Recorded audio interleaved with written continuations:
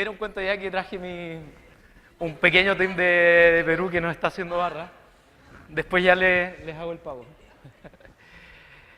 Vine a hacer esta charla hoy en día porque hay una mezcla de cosas que es parte de mi vida y que es la música, la sociología, el diseño y lo que hago hoy día que es UX y trabajar en Continuum Perú. Y bueno, soy parte de esta medusa también que anda dando vuelta por acá, que ya varios la conocen y es mi hogar, es donde he aprendido mucho de gente espectacular que está ahí y muchas cosas de gente que tiene una actitud bien punk rocker, pero realmente no lo saben porque quizás ni siquiera saben qué es el punk rock, pero sí tienen toda la actitud. Y ya les voy a ir explicando por qué. Y probablemente muchos de acá la tienen y a los que no, les recomiendo que vayan adquiriendo ciertas de estas habilidades. ¿Cómo yo puedo demostrar que soy un punk rock? La verdad es que no lo puedo porque soy un poco poser, ¿ya? Pero desde los 10 años que vengo escuchando punk rock y ya durante el tiempo he hecho música, he tocado, soy parte de una banda que se llama Sofía the Ocean y hasta hoy en día que sigo haciendo música y en paralelo también ahora trabajando.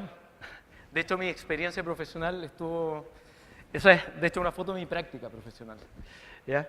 Y ahora obviamente me dedico a otras cosas. ¿Y por qué hablar del punk rock? ¿Ya? Desde mi perspectiva, el punk rock es algo que no solo está relacionado a la música, sino que está relacionado a un montón de otras cosas que implican en cómo hoy día yo me he desarrollado, cómo es mi personalidad y cómo es la de alguna de la gente que me rodea y que viene parte incluso del mundo de la moda, de temas de filosofía, de orientaciones políticas, de la actitud que uno enfrenta en el día a día y en la vida para las cosas. Y es algo que conecta mucho con lo que hacemos nosotros en el mundo de la experiencia de usuario. ¿Y por qué? ¿Y por qué necesitamos también meter a esta gente del punk rock en un mundo corporativo? Se preguntarán ustedes. Y la verdad es que no. No tienen que haber punk rock en el mundo corporativo, hoy en día no lo hay, pero cada vez que hay equipos pequeñitos, cada vez que hay subculturas dentro de empresas, para mí hay un grupo de punk rockers ahí aislados. Y es lo que ha pasado con mucha gente que ha partido también en algunas empresas, ya sea como equipos de desarrollo que partieron y nadie los entendía, equipos de UX que empezaron armando un área que primero eras uno y después empezaste a crecer de a poquito, y todos tienen estas características que vamos a ir viendo. Y obviamente estamos en un mundo corporativo también que muchas de las cosas que predican y cuando las empresas también están buscando talento, empiezan a hablar de temas de, pucha, vas a tener un montón de libertad, vas a tener autonomía, tenemos una mentalidad y somos súper abiertos a la innovación, pero en la realidad cuando estás dentro no ocurre nada de esto, o muy poco, ¿ya? Y esto no es solo porque lo diga y porque sea bacán poner la caquita ahí, sino porque realmente me doy cuenta de cuando estamos metidos en esto, cuando estamos trabajando nosotros con empresas, viene la gente, a veces que hemos hecho coaching y nos dice, pucha, postulé por el aviso y chévere, pero después en el día a día igual hay proyectos que se demoran un año o cuando quiero tener una idea de un proyecto, una iniciativa, me la tiran para abajo o por temas de burocracia al final nunca salen adelante. Y entonces es lo que ocurre finalmente. Y esto tiene una base, de hecho, desde la sociología, que hay un autor que se llama Max Weber, no sé si alguien lo ha leído por acá, pero justo habla del tema de cómo se comportan las organizaciones y cómo el exceso de racionalización hace que empiecen a ocurrir este tipo de cosas con la burocracia, con la falta de autonomía, que no crean en ti, que te limiten en temas de tu libertad personal, generes anomia y al mismo, como dices, terminas en una organización, en una corporación donde pasaste años y no te vas dando cuenta que tu mentalidad se te cierra, ¿ya? Y empiezas a seguir estas normas sin preguntarte por qué, ¿ya? Y ocurren estas cosas que son muy extrañas y de repente solo cuando ves a alguien de afuera o un ejemplo de afuera o vas a otro país, a otro lugar, te dices, oye, ¿por qué estamos haciendo así las cosas? ¿Ya? ¿Por qué no estamos confiando en la gente? ¿Ya? Porque este exceso de racionalización hace que perdamos cierta libertad. O sea, te marcan tanto en un cargo, en un rol, con un listado de funciones que tienes que hacer eso y si sales un poquito más allá no puedes hacerlo. Y bien, de hecho justo relacionado a esto hay un concepto también de Merton que se llama el ritualismo burocrático y que habla de este exceso de racionalización de funciones a nivel societal, ¿ya? Y es bien curioso porque se supone que son funciones que están hechas para hacer que una organización sea mucho más óptima, pero lo que ocurre en la realidad es que terminan haciéndola mucho más ineficiente. ¿Y por qué? Porque se enfocan mucho más en el cumplimiento de estas normativas, en el cumplimiento de procesos por sobre el resultado final.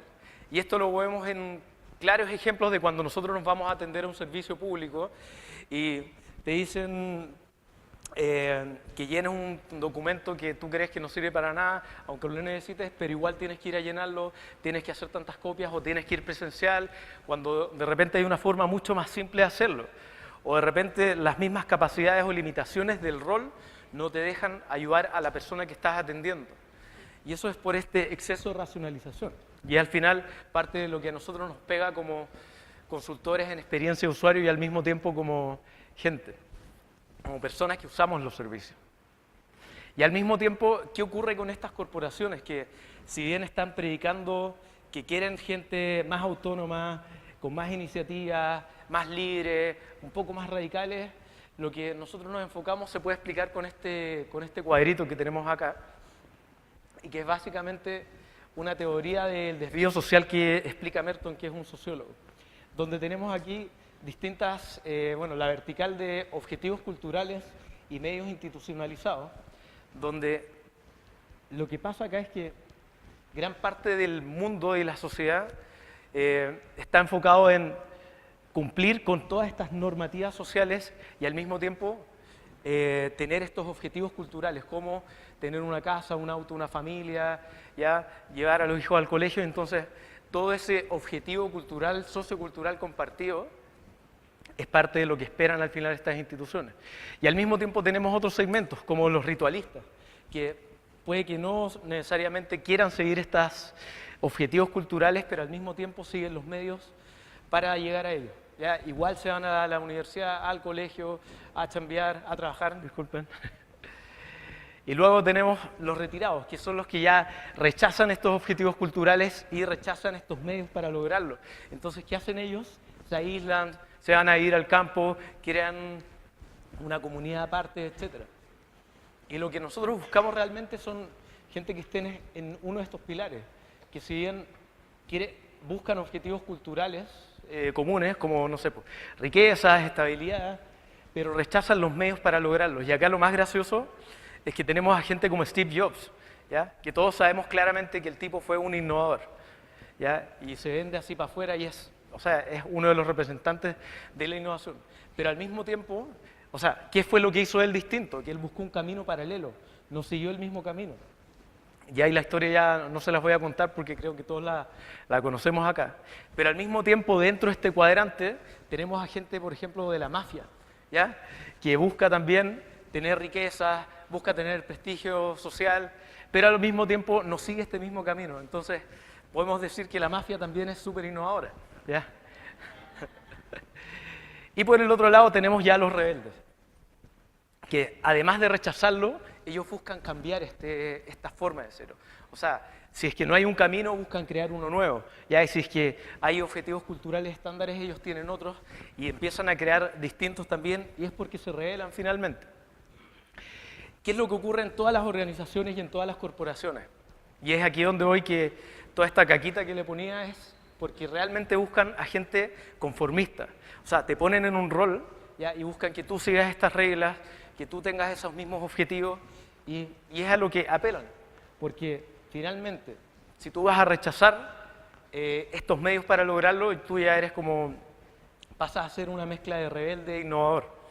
Y desde mi perspectiva, yo creo que necesitamos mucha más de esta gente en las organizaciones para que realmente hagan el cambio. Y es lo que pasa cuando buscan a gente que haga innovación dentro de las empresas, o gente que haga experiencia de usuario. ¿Por qué los llaman a ellos? Los llaman realmente porque ellos necesitan hacer un cambio. Y a mí me hace mucho ruido que gente que empieza a trabajar ahí, yo soy ahora el líder de innovación, igual tengas todas estas reglas que seguir, o igual no puedas cambiar las políticas internas, o igual no puedas hacer nada al respecto. Porque si te contratan como alguien para innovar, vas a tener que estar en contra de los medios tradicionales. O sea, no puedes usar la misma lógica para trabajar si estás haciendo innovación. Y por lo mismo toda esta rebeldía para mí tiene más sentido porque vas a tener que batallar, más si eres una pequeña subcultura dentro de tu organización. Y entonces, ¿por qué UX? Y yo aquí es donde les hablo de esta pequeña subcultura, y imagino como este equipo chiquitito de UX que parte un poquito tímido, que nadie lo entiende, que todo el mundo tradicional corporativo tiene otro lenguaje, entonces nadie entiende el mundo UX, nadie quiere hacer cosas realmente para los usuarios, y tú que vas a tocar puertas y puertas y te dicen, pucha, no hay presupuesto, ¿ya?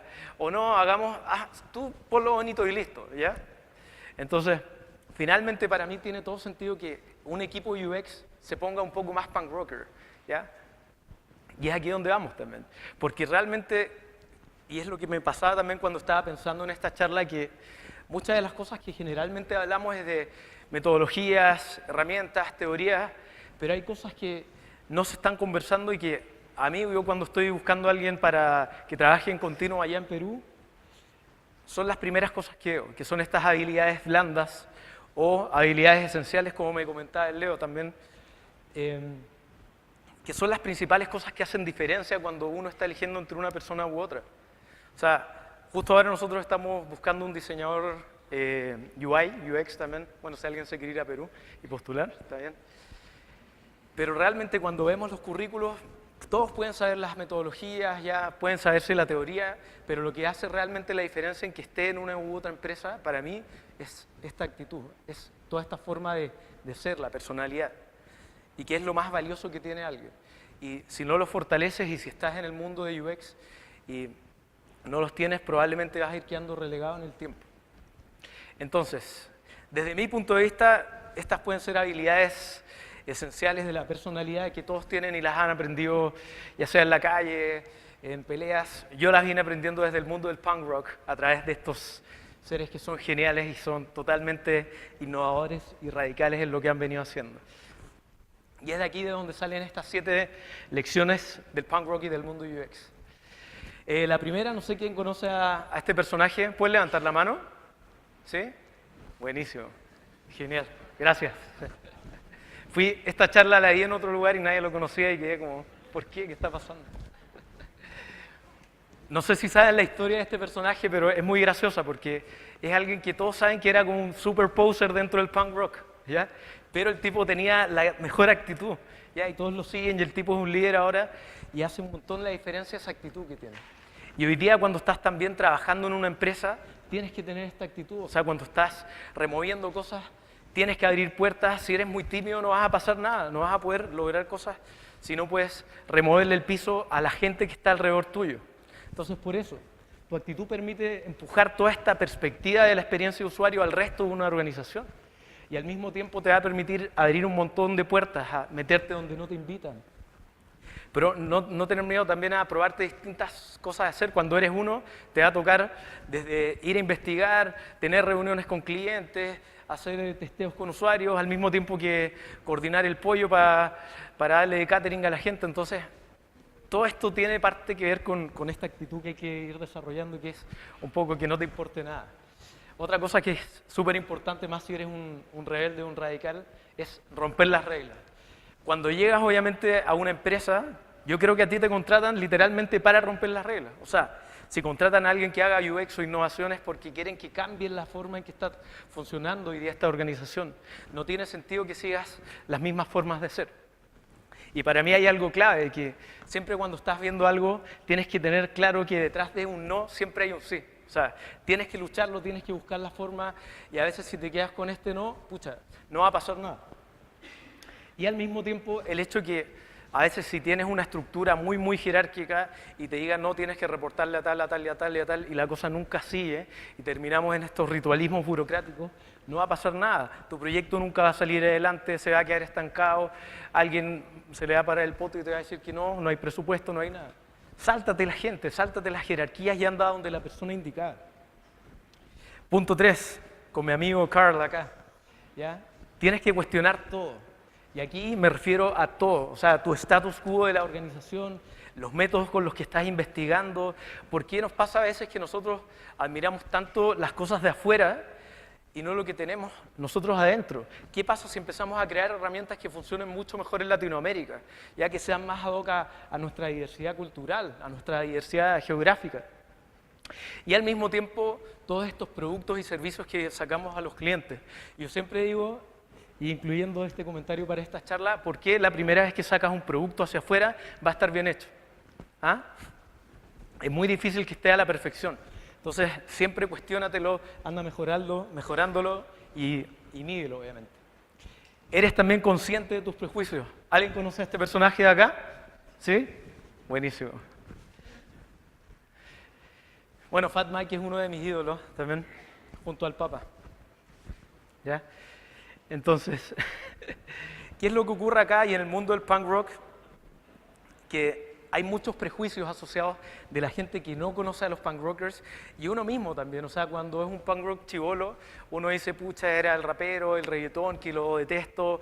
Y al final te das cuenta que son muy parecidos porque todos quieren ir en contra de un sistema. Y es lo caso.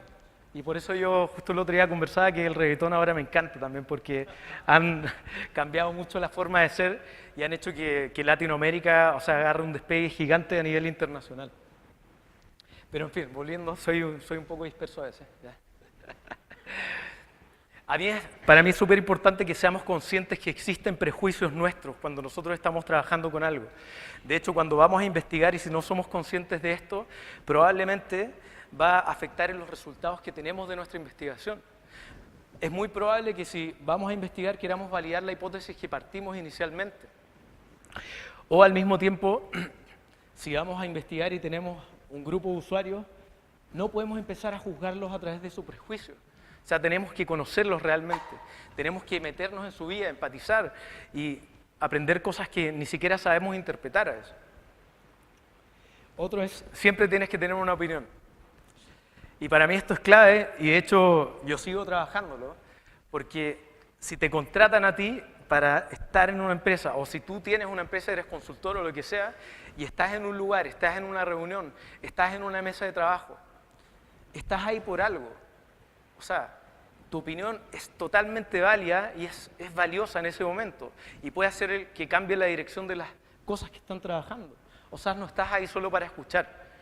Y estás ahí porque eres un consultor, eres un profesional y esa opinión tuya vale y tienes que ponerla a la mesa y defenderla. Y al mismo tiempo, hay algo que me enseñó también el Leo Soto que está por ahí, que una de las primeras veces que lo conocí me habló de algo que se llama la honestidad brutal. Y a mí me pareció espectacular porque a veces también somos un poco temerosos a decir lo que tenemos adentro en la cabeza. Oye, al mismo tiempo no sabemos decirlo.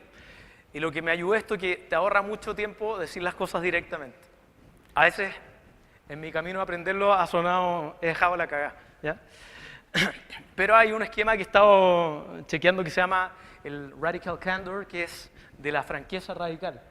Y finalmente, aquí el enfoque es que tu comunicación sí sea directa, ¿ya? Que sea brutal, pero al mismo tiempo que te preocupes por la persona con la que le estás dando esta comunicación. Y al mismo tiempo, idealmente que esta comunicación no sea orientada solo a hablar mal de la persona o a decir algo negativo, sino que esté orientado a algún cambio, si es hacer alguna acción o lo que corresponda. Otra cosa que me encanta también del punk rock, que es una comunidad súper apretada, y es lo que pasa también en esta StarsConf. O sea, toda la gente que está acá son gente del mundo de las tecnologías y entre nosotros estamos súper afiatados, o sea, probablemente más tarde estemos ahí tomando chela, conversando. De hecho, si quieren invitarme a una, se las voy a aceptar. Y para mí es clave esto, o sea, el hecho de proteger a tu equipo, de empoderarlos y de seguir trabajando en ellos constantemente. Y es parte del crecimiento también, o sea, hay que pensar que tu equipo es como un pequeño organismo también que va creciendo en el tiempo y no puedes descuidarlo. Y para mí, o sea, por eso no tiene sentido que entre empresa a empresa se ande hablando mal o entre profesionales se hablando mal. O sea, si somos de una misma disciplina, somos de una misma área, oye, realcemos lo que hacemos. Démonos comentarios de mejora, ¿ya? y al mismo tiempo vamos a estar mejorando todo. Y es lo que pasa cuando compartes con la comunidad. Sacas cosas hacia afuera, pueden estar mal y te empiezan a dar feedback positivo. Oye, mejora esto, puedes hacer esto otro, te recomiendo. O te quiero conectar con tal persona que te podría ayudar en. Este tema de compartir con la comunidad, nosotros lo hicimos cuando estábamos con mi banda Sofía The Ocean, y hicimos una agrupación latinoamericana de bandas que nos hizo en ese tiempo potenciar toda nuestra base de fans, si se quiere llamar así, nuestra comunidad, y hacer redes muy ricas también. De hecho, así, bueno, me terminé yendo a Perú también. La cultura DIY. ¿Alguien de acá sabe qué es DIY? ¿Sí? Yo creo que varios de acá lo saben, pero no saben el término. Y es simplemente do it yourself. Cuando nosotros nos íbamos de gira, en un momento con la banda uno esperaba que tuviéramos un sello discográfico, un manager, pero realmente no pasaba en la realidad, ¿ya? Porque quizás al principio sonábamos muy mal, ¿ya? Pero tienes que enfocarte en, oye, si algo no existe, hazlo tú mismo, ¿ya? O sea, si quieres, no tienes que esperar a que alguien te diga que lo hagas o que alguien te apruebe que lo hagas, sino que just do it, así como dice Nike, tienes que hacerlo nomás. Y es lo que ha pasado con esta charla. Antes no había con esta conferencia, antes no había una conferencia así, y hoy día existe porque alguien se le paró el poto y dijo, bueno, hay que hacer esto, ¿ya? Y listo. De hecho, siempre aquí es como mejor pedir perdón a pedir permiso. Finalmente hay que hacer las cosas. Y en la cultura de la música tú tienes que ir a imprimir tus discos, ir a hacer tu marketing, ir a repartir folletos. Tienes que hacer todo básicamente, y es lo mismo que ocurre acá, solo que a una escala un poquito mayor. Y entonces, ¿cómo aplicamos todo esto? Que para mí son rasgos fundamentales de la personalidad de alguien que está en el mundo del diseño. Y la forma más simple de hacerlo es con las historias de usuario. ¿Alguien conoce las historias de usuario? ¿Sí? Yo las aprendí hace poco, ya, pero esto me va a ayudar a recordarlo. Entonces, quiero que repitamos acá que es, yo, como UXer, necesito provocar a la organización para devolver el poder a los usuarios. Si repiten esto constantemente, van a empezar a tener esta actitud punk rocker, ¿ya? Y van a empezar a remover barreras, se les van a abrir puertas, a crear puentes y hacer todo lo que quieran. Y finalmente, para mí es empezar a trabajar en la actitud y en la personalidad que uno tiene, porque yo les digo que realmente hace la diferencia cuando uno está trabajando con equipos, cuando está trabajando en empresas, y si quieren hacer cambios con un producto o tener servicios que sean memorables para sus clientes, no lo van a poder hacer si no empiezan a crear puentes, a exponerlo hacia afuera, y bajo algunos de estos consejos. De hecho, si tienen ustedes más consejos para mí, también me pueden escribir y me lo pueden dar.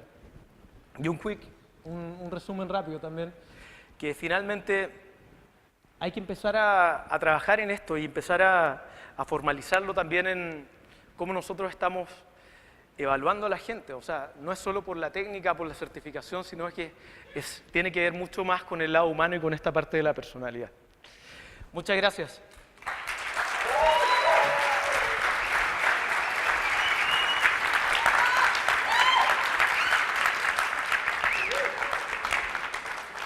Pueden seguirme también en, bueno, cualquier duda, correo, para que siga ganando plata, Spotify, ¿ya? Ya llevo como $10. Queda tiempito para algunas preguntas. El que quiera que levante su mano. Allá. ¿Aló? ¿Se escucha? Gracias, Sebastián, por la charla, me encontré súper buena. De hecho, yo también soy fanático de Fat Mike. Tengo la duda porque yo tengo una empresa y puta, yo siempre he sido como cuando era empleado siempre he sido como el disruptor un poco, como que he querido probar weas nuevas, pero siendo yo ahora como el otro lado, como es mi empresa, yo soy como el jefe, entonces soy como el que tiene que imponer las normas. Entonces, ¿cómo uno puede imponer normas para que no sigan las normas? Para que no te hagan caso, no sé. ¿Cómo lo ves tú eso? Ya, es una pregunta muy genial. Y el hecho es que la norma salga, o sea, depende ahí también qué tipo de régimen político tienen en tu organización, ¿ya? Pero una forma es que salga desde el equipo, ¿ya? Y obviamente tú tengas quizás un peso un poquito mayor porque estás liderando también y tienes una visión distinta también de hacia dónde tienen que ir las cosas. Pero si se impone una norma, probablemente que no le gusta a la gente no la van a seguir, ¿ya? Y van a hacer todo lo posible para cambiarla o para esquivarla O lo que veíamos con el ritualismo burocrático, que ya, oye, vamos a cumplir tu norma, pero nos enfocamos solo en eso. Pero no es lo que va más allá, no es lo que importa. Para mí tiene que nacer desde la gente, tiene que sentirse como, más que una norma, como un valor, ¿ya? Como una forma de ser de tú y una parte de la personalidad de tu equipo también. Más como de esto, es un valor para mí. Sí. ¿Queda tiempo para otro par de preguntas? ¿No? ¿Nadie? Ahí.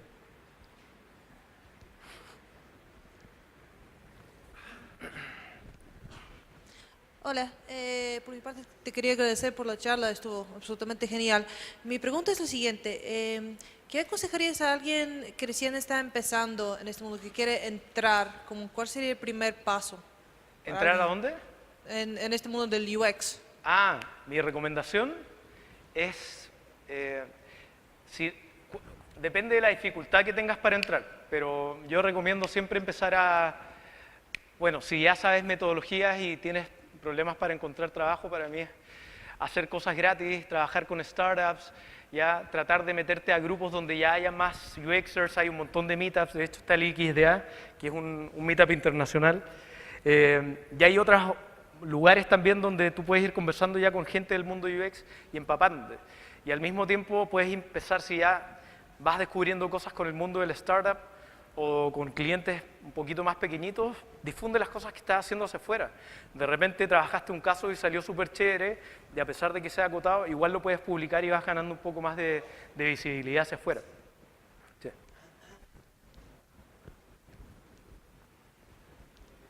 Seba, ¿qué le dices a un cliente que te llama y te dice, hey, quiero innovar? Y después te dicen que saben lo que quieren. ¿Que sabes lo que qué? Lo que quieren. ¿Que sabes lo despides? Quiero innovar, y después, pero sé lo que quiero hacer. Para eso está la charla del Ricardo. No, yo creo que hay un tema bien humano y que es que quizás a la persona que está diciendo que él sabe lo que quiere también viene a partir de una regla que a él le dijeron. ¿Ya? Entonces ahí tienes que hacerle la UX a tu cliente, o sea, saber por qué él tiene esa necesidad de plantearte algo tan tajante y ver cómo puedes hacerlo cambiar.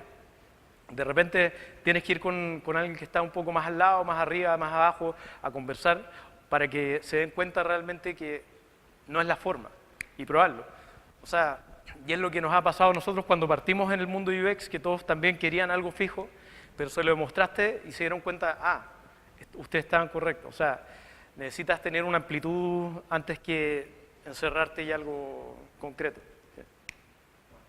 Queda espacio para una última pregunta. ¿No? ¿El Fans Club? ¿No? ¿Allá?